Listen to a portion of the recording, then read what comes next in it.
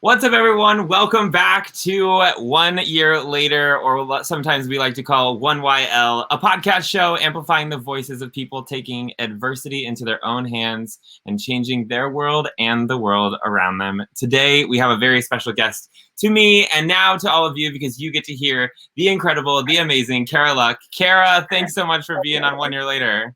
Of course. This is so fun. I'm so excited. Well, honestly, thank you so much for welcoming us into your kitchen, because that is honest.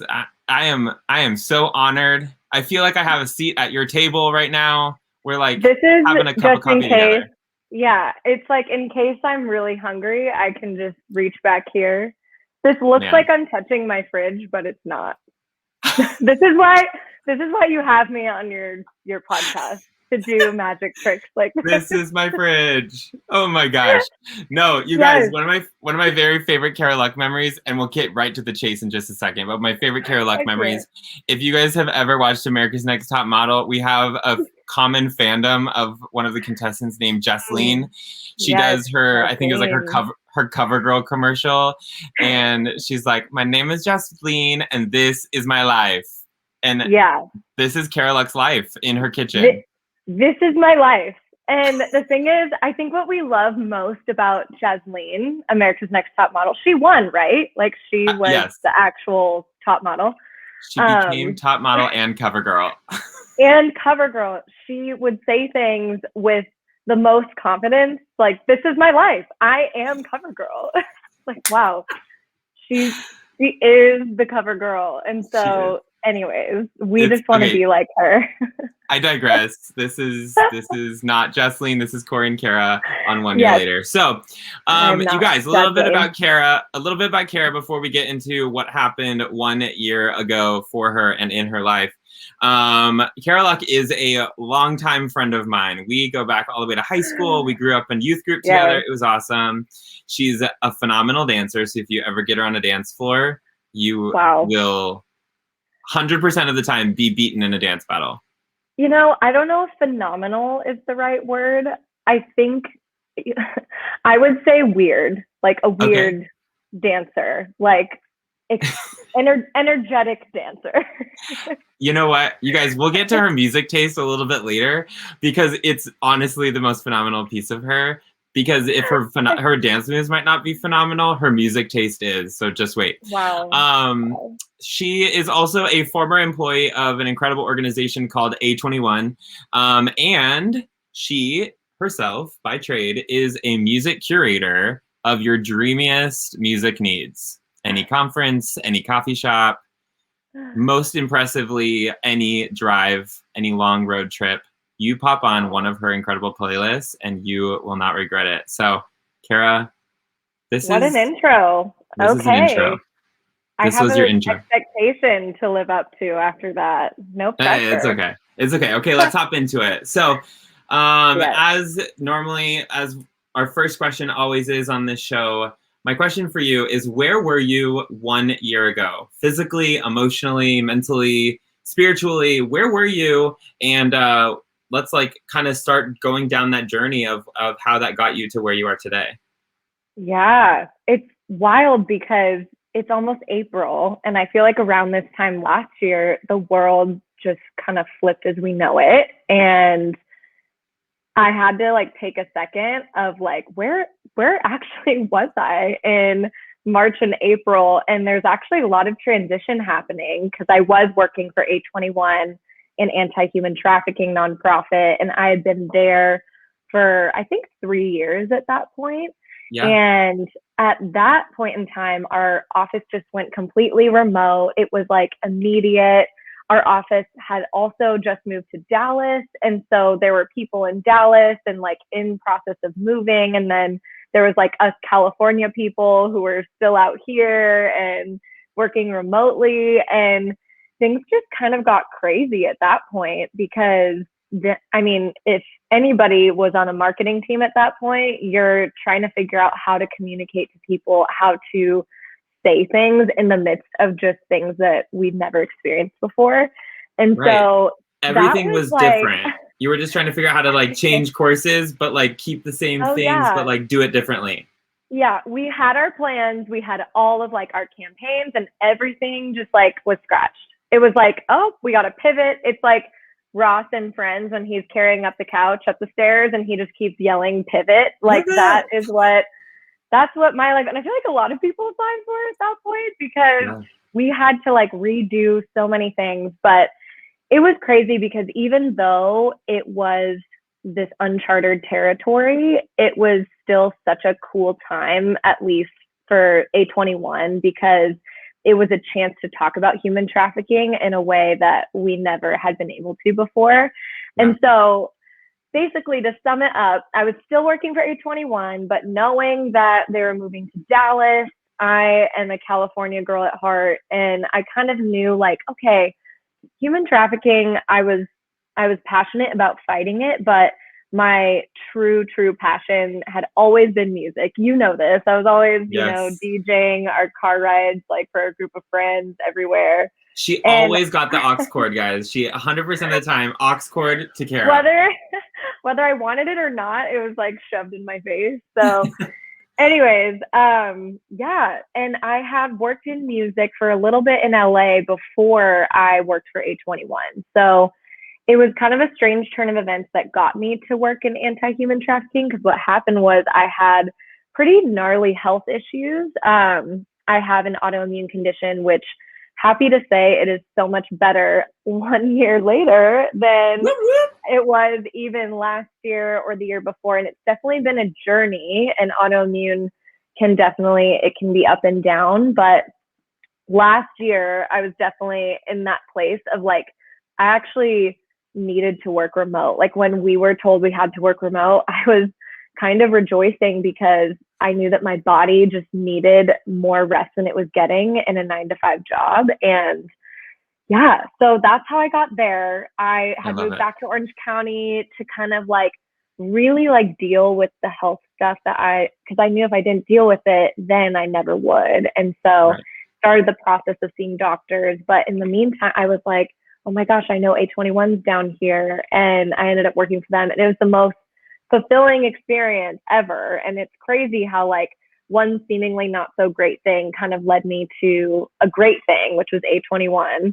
And I thought, oh my gosh, like, but my passion's music. Like I had to leave that all. And it's crazy because now 1 year later, it's what I'm doing. So yeah, it's hopefully amazing. That was succinct. Oh yes, no, heck yeah. And I think what's cool about that is like, we had bonded in the past over our shared space being in the nonprofit world and, you know, collecting ideas. Like I think both you and I have these marketing communications brains to create space for more awareness for whatever we're passionate about. Is like a really succinct way of kind of putting where we put our eggs. And I think, when I thought about what was going on with, you getting to work remote and taking care of your health. And then as well, there was a natural transition with what was going on with them kind of figuring out like, okay, now let's navigate. Is Cara coming to Dallas? Is Cara staying in California? What does the business need? But then really what happened was I would venture to say that you were in a position where that was that moment when you got to say, you know what, like, I love this organization, but I'm excited about this next chapter of my life that's going to lead me to where I ultimately have always desired to put all of my energy, and that's in music. And that has led you to where you are today. Is that fair? Yeah, that's basically what happened. And I didn't know what it was going to look like. I had the idea for kind of this music curation promotion thing on either social media or some form of like digital platform, but I didn't know exactly what it would look like. And it was only when I got the name for it and I started to make things and create things where the vision kind of came to life. Like I had an initial vision for it, which was while I was at A21, but it kept being put on the back burner because, when you work a full-time job, that kind of takes up a lot of your time. And I was passionate about that. And I was like, dang, I can't like do both. And when that transition was kind of like bubbling up, it became really clear to me, okay, I think this is your time. Like, this is a wild year where you actually have, you know, a different kind of space to think through this. And yeah, 2020 was wild, but it also created that, like, in a weird, wild way where I was really busy, you know, trying to figure out how to communicate within everything for 2021. And then, I don't know, kind of brainstorming in the back of my head, like, okay, if not now, when? Like, I kept hearing that on like podcast after podcast, like person after person I had talked to. It's like, if not now, like during this year, like when would you ever do something that has been on your mind? And so that really pushed me into just making it happen. And so it was like a step by step, like, oh, I'm going to start with this initial vision and then kind of create it along the way. So awesome. It's awesome. It's awesome. Okay. So unpacking this last year, I'm going to start with a kind of hard question that might start to provoke some realization to getting to where we are today. And that question is, what would you say is the biggest challenge that you were facing a year ago, or in the months that led to the formation of what is now called Q-Tips, which I am joyfully going to be able to share with everyone, and they can all see the website in just a second. But what challenge was the roadblock that was in your way to actually going for it and making it happen? Yeah. Man, I think there was a few things, because I don't think I was in the right headspace 1 year ago. I'm realizing now that I'm doing it for most of my time, how much time it does take. And as a creative, you know, you only have so much like creative juice, as people call it. It's like you only have so much of that brain space in a day.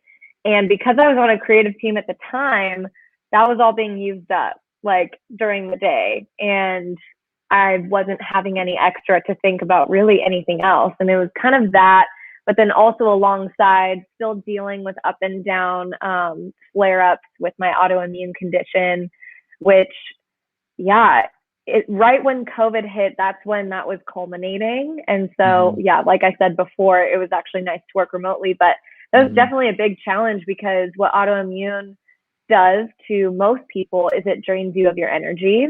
And I felt that affecting, you know, not only my full-time job, but it kind of like fogs up everything else a little bit. And I knew that I was on a journey of like, wow, I was better than even a year before that. And I knew that it was, you know, this process where it might not be like immediate, wow, I feel better than 100% every day.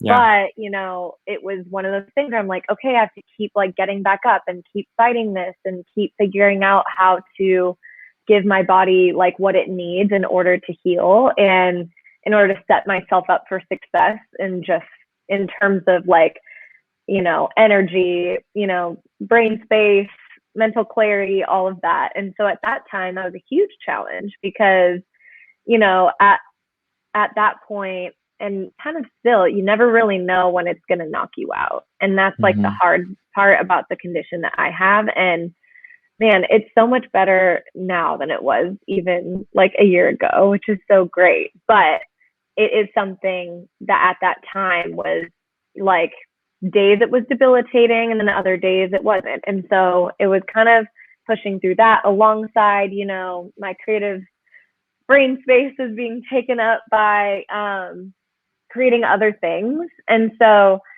yeah, I don't think Q-Tips was at the forefront of my brain at that point because of all of that. And so I'd say, yeah, just my brain space and like things that were taking up my day was the biggest challenge to really thinking about it.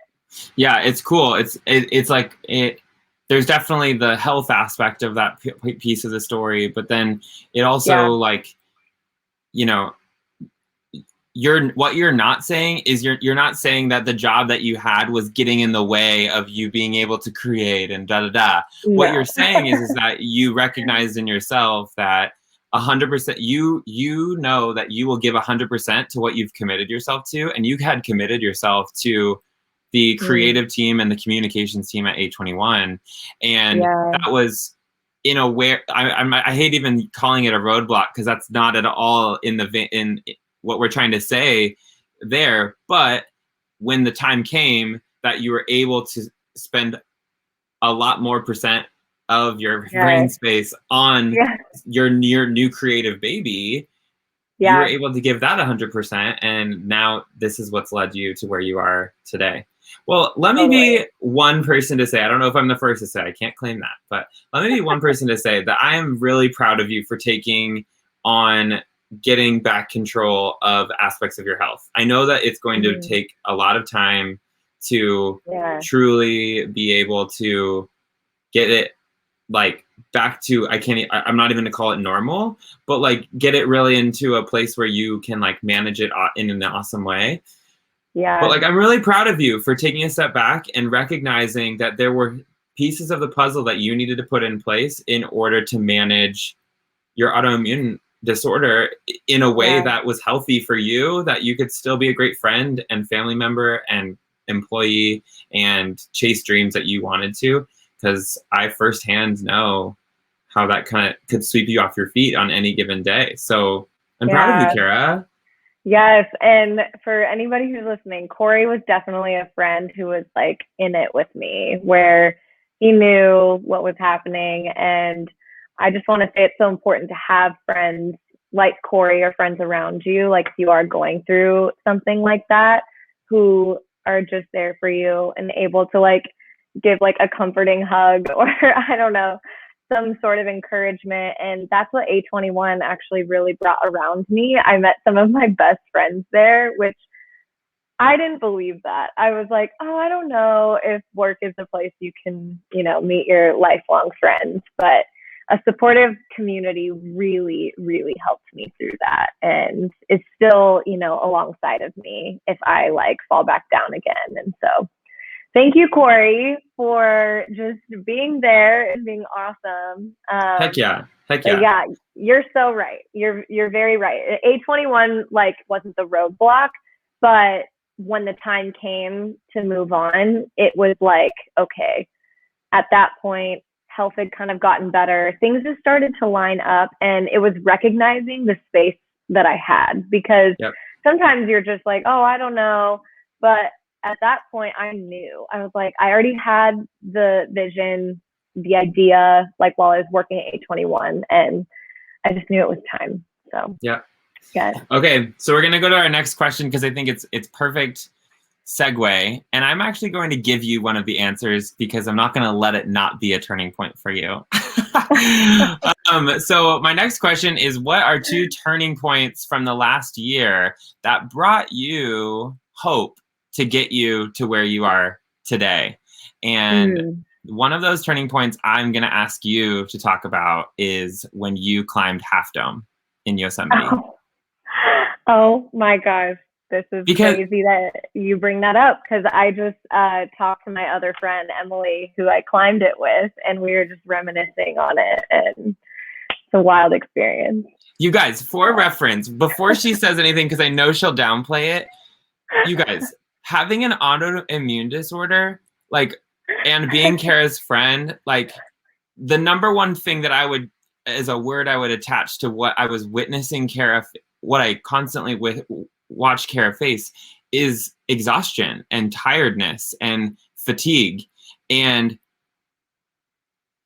the fact that I witnessed an Instagram post go up of you climbing Half Dome, the formula didn't make sense, and I was like celebrating like from the peaks with you. So that is a turning point. It was a turning point. It was more of a turning point because I don't want to say I got tricked into it, because I'm the kind of person that's just game. I'm like, yes, let's do it. Let's go on an adventure. My friends are like that too. And it was at the point in 2020 where everybody was like really itching to like go on an adventure, like go, like, you know, see the great outdoors. And like, I don't know, the way I just said that, I've never said it like that before.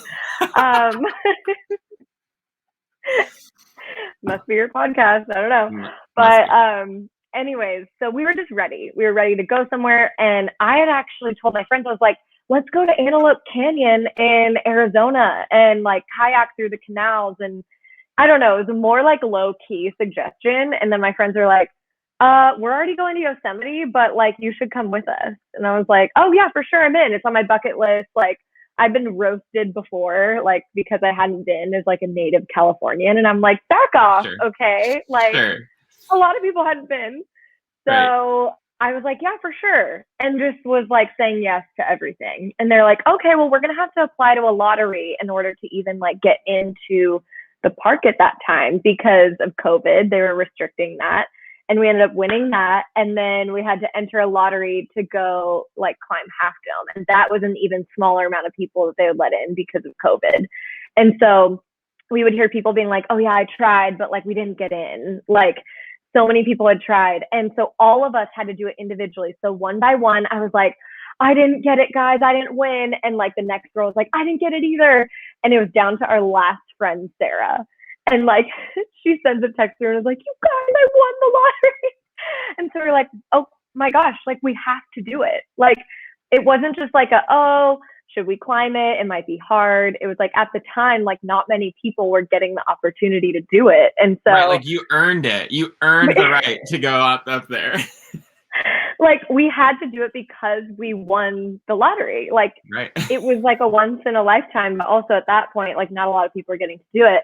And so I hadn't even seen a picture of Half Dome. I had heard people talk about it and I just like had no idea.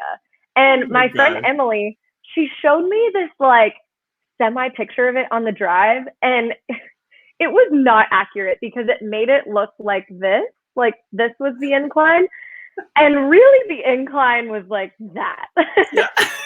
Where I felt vertical to the ground, like perpendicular to the ground, 8,000 feet in the air. I don't know if that's accurate. I think that's the right feels number, like it could be like 20,000. So just name a number. It's not accuracy. Whatever. But yeah, we all were just winging it. We're like, yeah, let's do it. And like, I thought my friends knew what they were doing because they had been to Yosemite, but really quickly found out they didn't, because they sent me these like fishing gloves from Amazon of like, oh yeah, you're going to have to get these. And I would like laughed at them. I was like, oh, that's funny. Good joke. And they're like, no, really, you need gloves for this.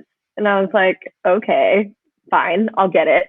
Turns out as we're climbing this vertical like mountain, stone mountain, these people coming down, they look at my gloves and they go, oh wow, fingerless gloves. That's brave. I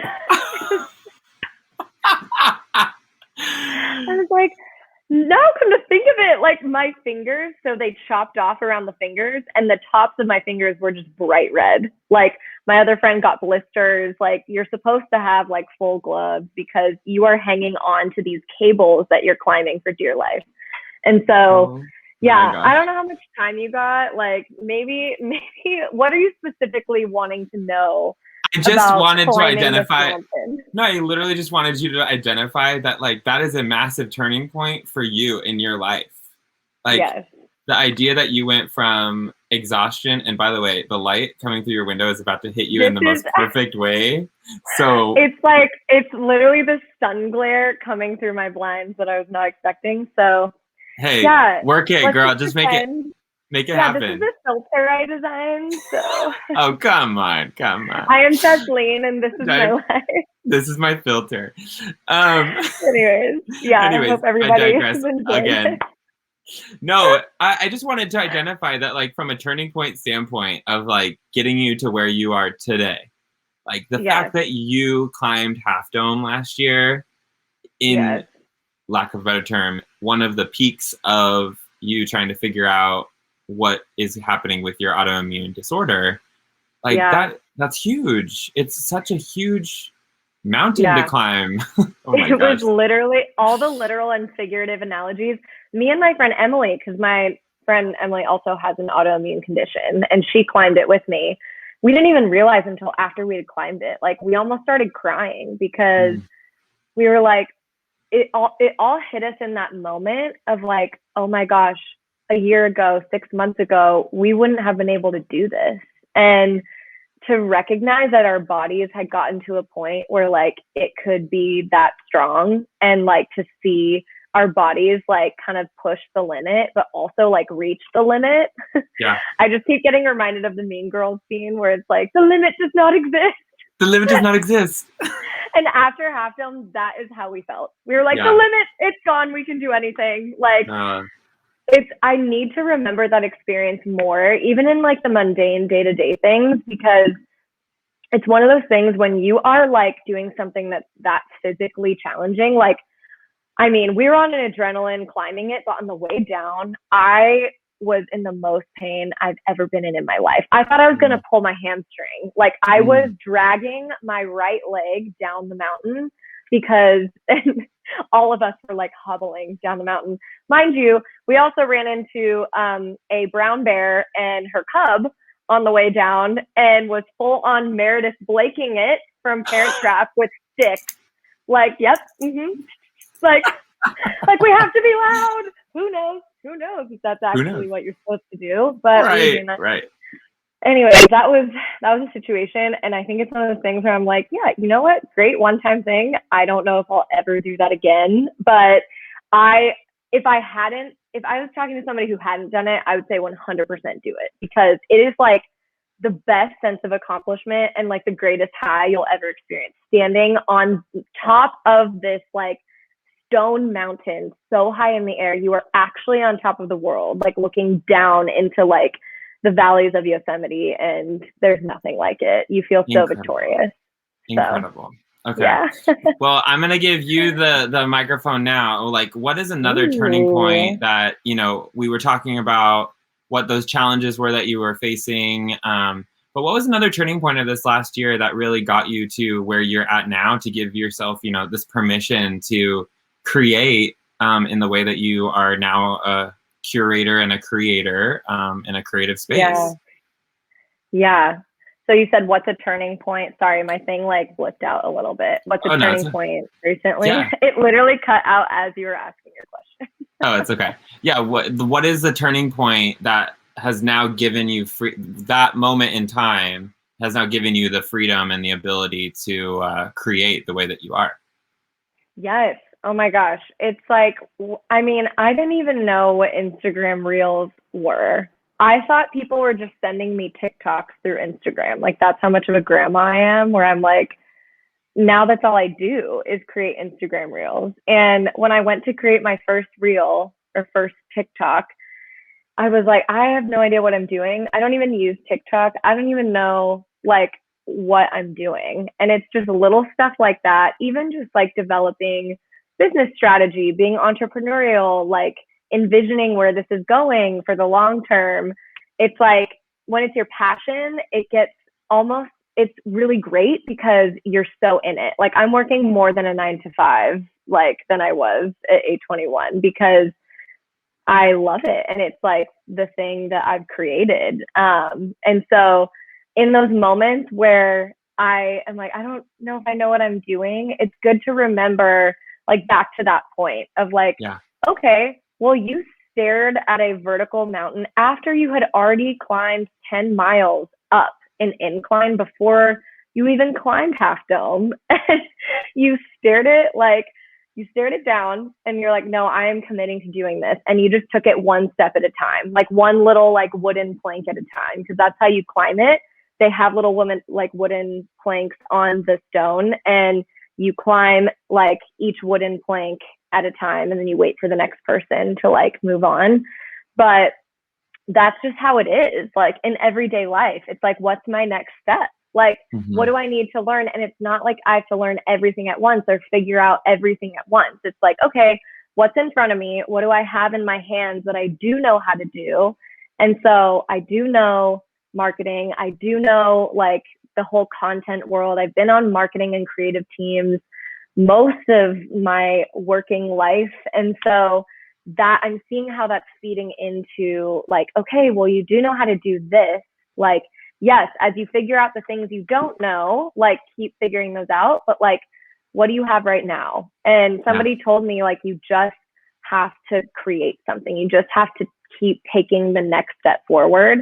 And eventually you'll end up somewhere where you'll look back at that time and be like, I didn't know I could even get here, but somehow I ended up here because I just kept moving forward. And so that's what Half Film taught me. You're giving like the mission statement of this podcast, because it's truly, that's it. What you just said is exactly it. If we can retrospectively look back after coming out of a season that was a little bit weird, right? I'm not saying it has to be the worst season, but it was a little bit weird. Yeah. If we can look back and find incredible turning points that instilled hope in our hearts to then get us to a place where we can keep our heads held high and our hearts are so full to say, we did it. We got through it. Yeah. We made it happen. Yeah.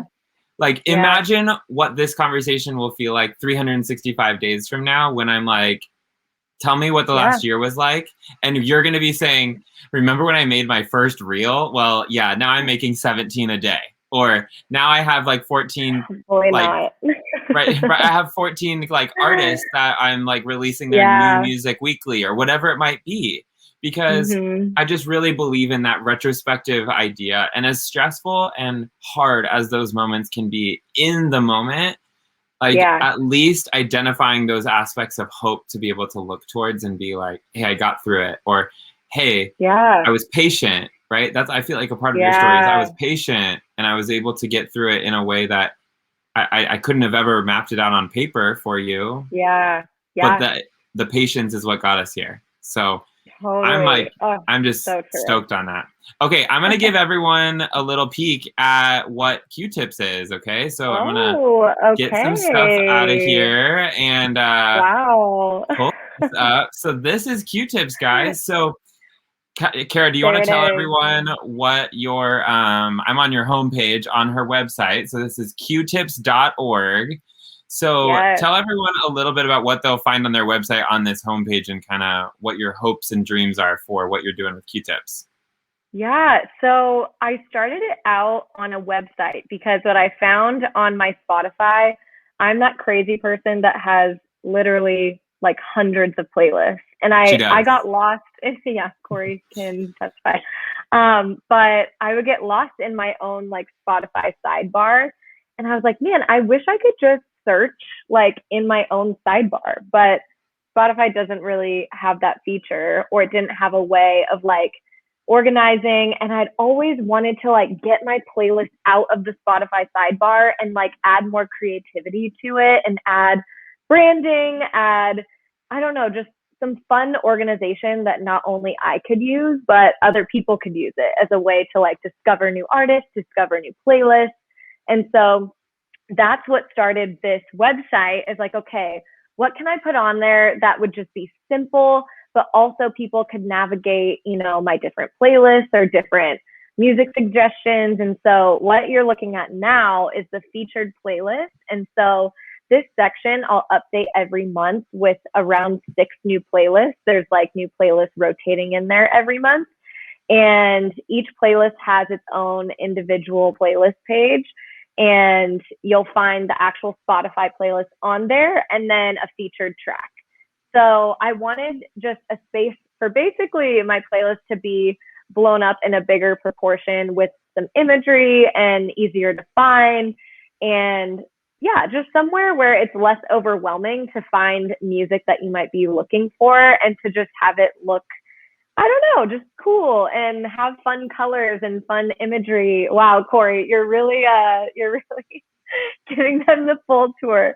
Also, this ray of sunshine on my face is so nice. This is my other filter I designed. You guys, it's kind of like this Odessa cover, if you think so. But it's called on Instagram. It's called Glowing Zoom Call Part 2. Oh my gosh. Anyways, so but you guys. Q-Tips. Okay, so Q-Tips is my favorite. So I'm gonna pop these back up here. But here's why Q-Tips is my favorite. I pulled up 2 of my favorite playlists, go-to playlists on the Q-Tips page. I access them through my Spotify account. I just type in Q-Tips, Q-U-E-U-E, get it? It's like queuing your songs. Yes, like the add to queue button on Spotify. That's the whole pun. I love it. I love it. So my two most frequented playlists that I showed you just a second ago on that screen share is the Pretend Like You're at a Live show, because who doesn't want to be at one of those concerts that we have not been able to attend in over a year? Yes. And the productivity playlist, I'm telling you, pop that bad boy on when you have emails or, you know, some content to create, and it is the best one. So it's so good. So for any of your guys's playlist needs, they're like sorted in an amazing way. Go to qtips.org to find all of your fun playlist stuff. Yes. Cara, crushing it. Okay, so Cara, we're gonna cross this finish line right now with our final question that we ask all of our guests. And the question is, did your 1 year ago self believe you could be here 1 year later? Oh, I don't think am I referring to myself as she back then? She. Like, how does one refer to yourself in the past? But I don't think I did. I think it's because I wasn't in the headspace at the time. I didn't have the brain space to actually dream. And I think that's so important, of like making the space like for the dreams that you do want to dream, where it's not just some side thing. It's not just a thought that you had. Like, the things that you love aren't just there for no reason. Like, that's actually like your fingerprinted thing that's yours and that you get to contribute to the world. And I think that wasn't necessarily fully clicking yet. I knew that, but it hadn't fully clicked a year ago. And I think the big difference between then and now is that is like fully like clicked in my brain of like, you know what? Like, I know that this is a part of me. This is what I'm passionate about. And I know that it benefits other people. And I think it took a few people saying like, hey, you know what? Like, I love your playlist, or like, hey, this is really cool that you did this. And man, the power of encouragement, like that'll get, like, yes, your own motivation will get you places, but I had amazing friends and people around me who saw that and was like, no, I think you can actually do this, like go for it. So it was a mix of like getting to that place where it clicked in my own brain, like you have to do that yourself, but also people giving me feedback of this is a gift and you need to use it.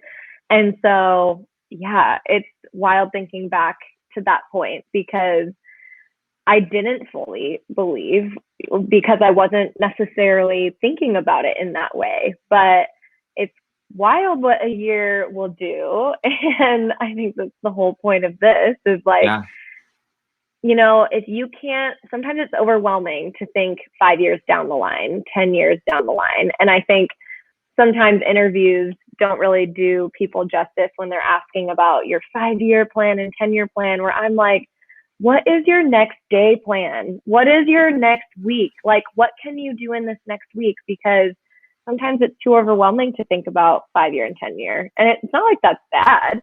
Like, you can think about that.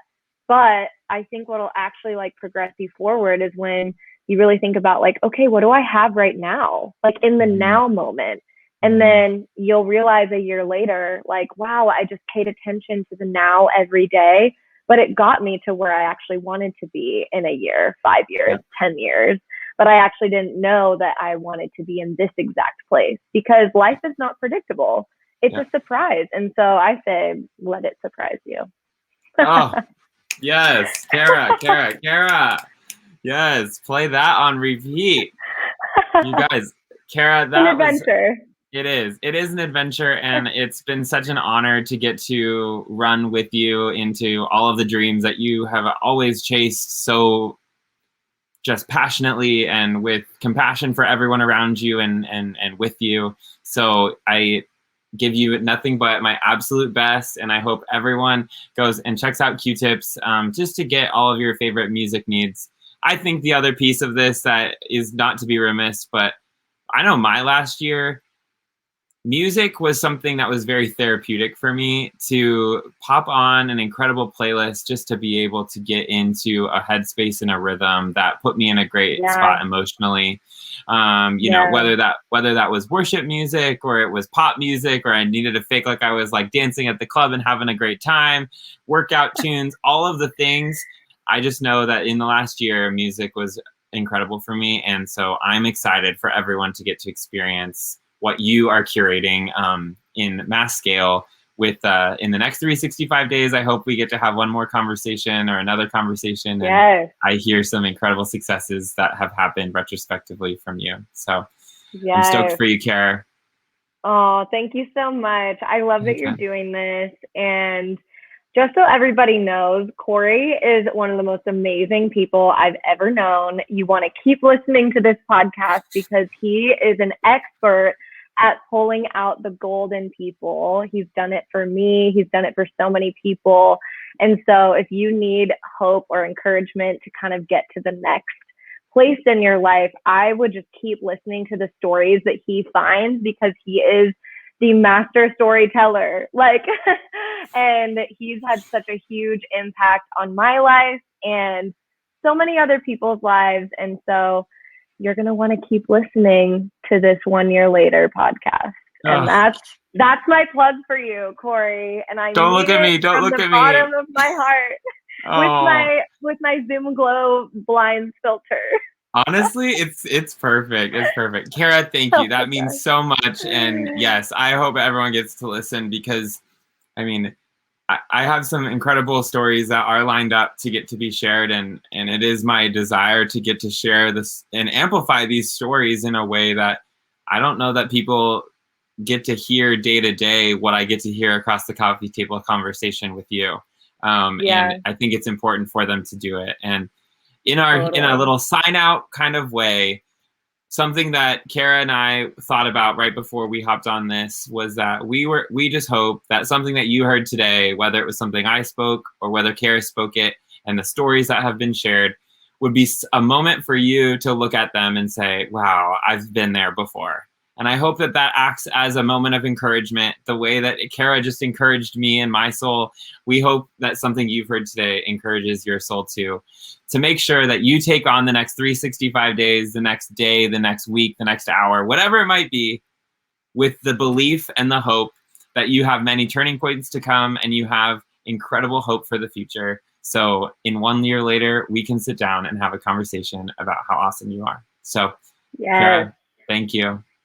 Of course. Love ya.